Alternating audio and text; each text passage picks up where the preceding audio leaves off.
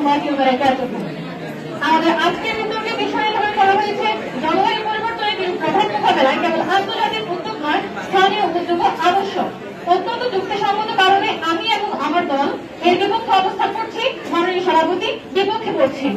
আমরা জানি climate change is a global effect, global crisis.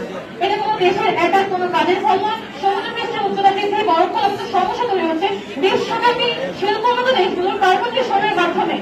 আমরা মনে করি স্থানীয় উদ্যোগ কখনোই এই সমস্যা বড়ভাবে ঘটাতে একা কখনোই তাদের জন্য যথেষ্ট হবে না। Because we are you can't fix the global storm with a global umbrella. আমি আমার পক্ষে প্রথম একটা যুক্তি উপস্থাপন করছি, সেটা হচ্ছে বৈশ্বিক মহোদয় যাদের তাদের বৈশ্বিক দায়িত্ব নিতে হবে। অর্থাৎ মূল যে বিষয়টি যেখান থেকে আসছে আমাদেরকে সেই বিষয়টির সমাধান সেখান থেকেই করতে হবে। তাহলে তা না হলে কখনোই আমরা আসল সমাধান পাবো না। যদি আমরা সারাক্ষণ স্থানীয় উদ্যোগ নিয়ে করে থাকি, কিন্তু আমরা যদি এটা না বুঝি যে মূল সমস্যাটা তৈরি করা থেকে হচ্ছে, মূল সমস্যার উৎস করা থেকে, তাহলে আমরা সারাদিন যদি স্থানীয় উদ্যোগ নিই তাহলে আমাদের কোনো কাজে আসবে না। তাই আমাদেরকে বুঝতে হবে মূল সমস্যাটা কোথা থেকে আছে। আসলে আমাদের স্থানীয় বক্তব্যে জলবায়ু পরিবর্তনের জন্য মূলত দায়ী কারা, তারা আমাদেরকে জানতে হবে।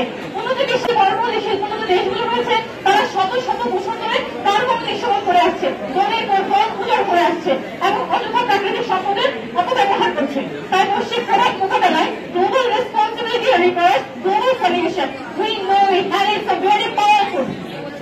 বিভিন্ন আন্তর্জাতিক সংস্থার রিপোর্টে বলা হয়েছে চীন, যুক্তরাষ্ট্র, ভারত এবং রাশিয়া ইউরোপ মিলে প্রায় 70% কার্বন নির্গমন করছে, কার্বন মনোক্সাইড নির্গমন করছে। এবং উদাহরণস্বরূপ আমি একটি ডাটা এখানে উপস্থাপন করতে পারি, সেটা হচ্ছে আমার ওয়ার্ল্ডিং ডাটার তথ্য মতে শুধুমাত্র চীন একাই 30% করছে নির্গমন কার্বন মনোক্সাইড। তাহলে আমরা কিভাবে বলতে পারি, বিজ্ঞান বিচারক মন্ডলীর সভাপতি, আমরা কিভাবে বলতে পারি যে এটা শুধুমাত্র স্থানীয় উদ্যোগের মাধ্যমে যথেষ্ট হবে? তাদের কাছে প্রশ্ন রইল এটা বলে। এরপর আমি বলছি, এখন আমরা বলছি যে ওয়ার্ল্ড ইন ডাটার তথ্য মতে শুধুমাত্র একাই চীন এই ব্যাপারে 30% মতো কি করছে, কার্বন ডাইঅক্সাইড করছে, নির্গমন করছে। এখন আমাদের প্রতিপক্ষ দলের কাছে আমার প্রশ্ন হলো যে দেশগুলো সবচেয়ে বেশি পরিমাণে দূষণ করছে তাদের দায়ভার কিভাবে একটি গ্রাম এবং একটা ক্ষুদ্র ইউনিয়ন নিতে পারে? এই প্রশ্নটি আশা করবো আমার পরবর্তী বিপক্ষ দলজন আশা করছি উত্তর দিয়ে যাবেন। এবং তারা একটি প্রশ্ন করেছিলেন আমাদেরকে যে মূলত চতুর্থ মাত্রাকে প্রশ্ন করেছেন মূলত মর্গেজের সব থেকে তাহলে দিয়েছে।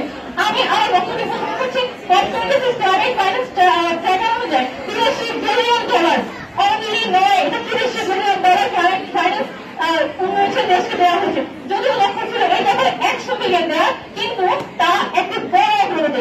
এই ব্যাপারে আমার উদাহরণ হচ্ছে জার্মানি কর্তৃপক্ষ 6 বিলিয়ন ইউরো জলবায়ু তহবিল গ্রহণ করেছে।